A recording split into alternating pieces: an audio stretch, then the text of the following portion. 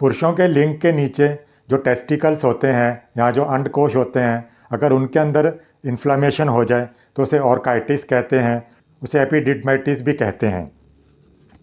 इसके अंदर उसके जो टेस्टिकल हैं उसके अंदर स्वेलिंग हो जाती है, बहुत ज़्यादा दर्द होता है। ये एक टेस्टिकल में भी हो सकता है, एक अंडकोश में भी हो सकता है और फिर ये दोनों में भी हो सकता है। इसे अंडवृद्धि भी कह सकते हैं और अंडकोश का इन्फ्लामेशन प्रदाह भी कहते हैं।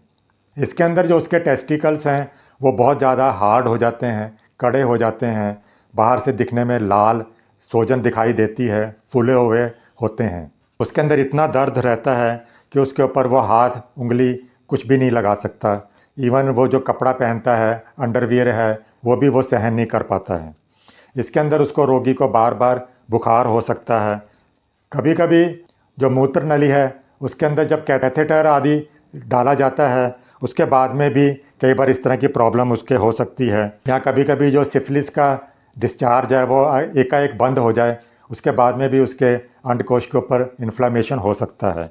इसके अलावा जो उसके अन्य कारण हैं ऑर्काइटिस के, उसके अंदर अचानक उसको बहुत ज़्यादा सर्दी लग जाए, चोट लगने के कारण भी ये हो सकता है। बहुत ज़्यादा घुड़सवारी अगर कोई करता हो, बहुत ज़्यादा कोई मोटरसाइकिल बाइक अगर चलाता हो, उसके कारण भी, झटकों के कारण भी उसके ये इन्फ्लामेशन हो सकता है। बहुत ज़्यादा जो कड़ा परिश्रम करते हैं उनके भी इस तरह की बीमारी हो सकती है। साधारणतः इसके अंदर जो सिम्टम्स हैं उसके अंदर उसको भयंकर दर्द होता है, पेशाब करने के अंदर भी बहुत ज़्यादा कष्ट होता है। पेशाब अगर आता भी है तो बहुत कम आ सकता है, बूंद बूंद करके आ सकता है। होम्योपैथिक दवाइयाँ इसके अंदर जो इस्तेमाल की जा सकती हैं उसके अंदर उसकी जो क्या कॉन्स्टिट्यूशन है, किस तरह के सिम्टम्स हैं, उन पर बहुत ज़्यादा निर्भर होगी।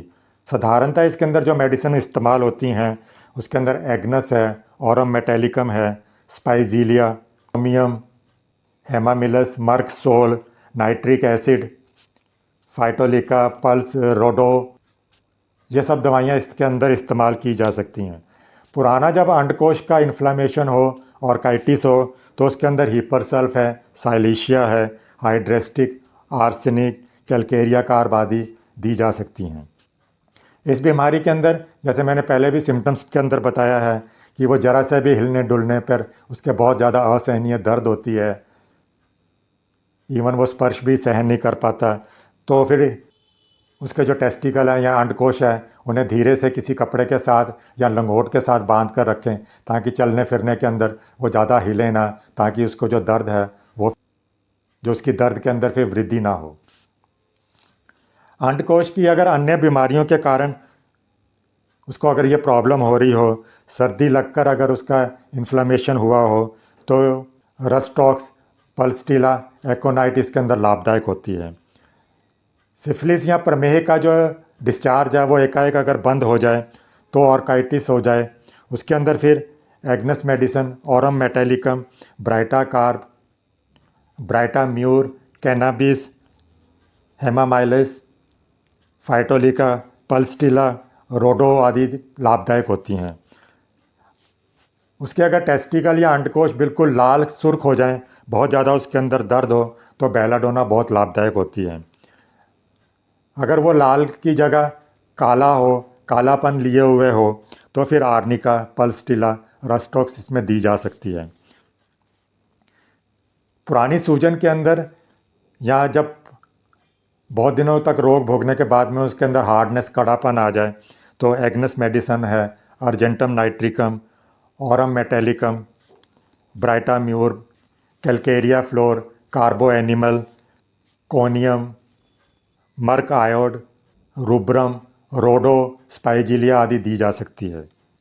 टेस्टिकल की जो स्पर्मेटिक कॉर्ड है वो अगर फूल जाए तो आर्निका, कोलोसिंथ, हेमामिलिस, सल्फ्यूरिक एसिड, सेबाडिला, पल्स्टिला, सारसापेरेला, स्पाइजिलिया आदि दी जा सकती हैं। टेस्टिकल की जो नर्व्स हैं उसके कारण अगर उसको न्यूरैल्जिया हो जाए तो aurum metallicum, carbo veg, colocynth, hamamelis, oxalic acid इसके अंदर दी जा सकती हैं। अगर टेस्टिकल का हर्निया हो, उसके कारण इन्फ्लामेशन हो रहा हो, तो magnesium mur medicine, belladonna, nux vomica दी जा सकती है।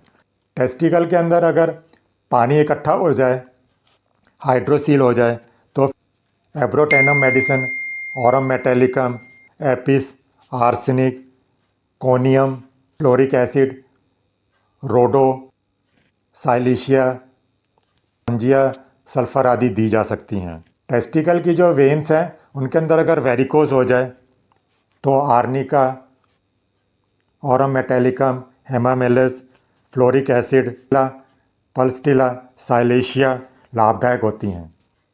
एपिडिडमाइटिस के कारण अगर उसके प्रॉब्लम हो रही हो तो फिर एग्नस है, हेमामिलस, फाइटोलिका, पल्स्टिला, रोडो ये दवाइयाँ दी जा सकती हैं। वेरिकोसील और हाइड्रोसील अगर दोनों इकट्ठा हो तो फ्लोरिक एसिड बहुत लाभदायक होती है।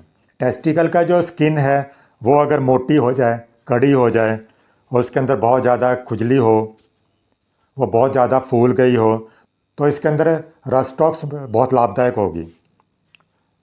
सिफिलिस के कारण अगर उसके अंडकोश के अंदर इन्फ्लामेशन हो तो मर्क आयोड रुब्रम है वो लाभदायक होती है। सेकेंडरी सिफिलिस के बाद में अगर अंडकोश के अंदर उसकी वृद्धि हो गई हो तो फाइटोलिका बहुत लाभदायक होती है। यहाँ पर मैंने जो भी होम्योपैथिक दवाइयाँ बताई हैं वो किसी होम्योपैथिक चिकित्सक की सलाह पर ही लें। अगर आपको ये वीडियो अच्छा लगा हो तो इसे लाइक कीजिएगा। इस चैनल पर नए हैं तो इसे सब्सक्राइब भी कीजिए। बेल आइकॉन को भी ऑन रखें ताकि जब भी नया वीडियो आए तो आपको वो मिस ना हो सके। आप इसे अपने दोस्तों, रिश्तेदारों में भी शेयर कीजिए ताकि वो भी इसका लाभ उठा सकें। अगर आपका कोई सुझाव हो, कोई प्रश्न हो तो आप कमेंट के अंदर लिख सकते हैं, मैं उसका उत्तर देने की पूरी कोशिश करूँगा। इस वीडियो के अंदर इतना ही। मिलते हैं एक नई रोचक जानकारी के साथ में। तब तक आप खुश रहें, स्वस्थ रहें।